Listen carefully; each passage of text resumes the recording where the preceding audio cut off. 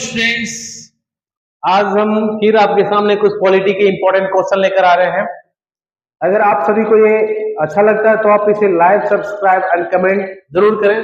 चलिए स्टार्ट करते हैं। आज का हमारा पहला प्रश्न है कि भारतीय संविधान में किस प्रकार की नागरिकता दी गई है।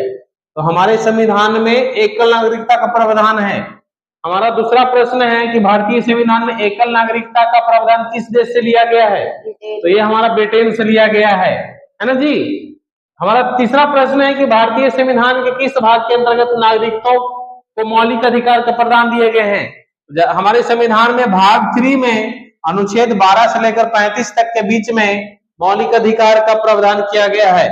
अगला प्रश्न है कि भारतीय संविधान में समानता के अधिकार का विस्तार किस अनुच्छेद में है। तो ये हमारा अनुच्छेद 14 से लेकर 18 के बीच में, ये भी हमारे मौलिक अधिकार के अंतर्गत ही आता है।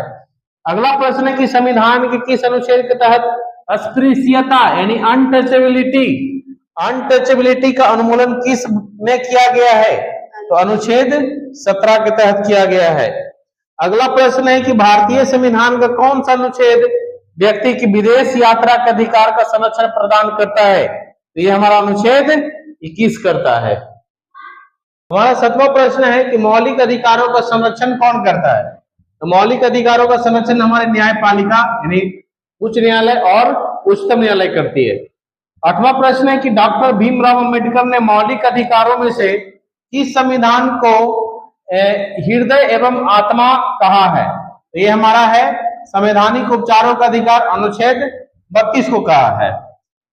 अगला प्रश्न है कि संसद को मौलिक अधिकारों में संशोधन का अधिकार किस बाद में निर्णय के आधार पर प्राप्त हुआ। तो ये हमारा केशवानंद भारती बनाम केरल बाद में प्राप्त हुआ, जो 1973 ईस्वी में हुआ था।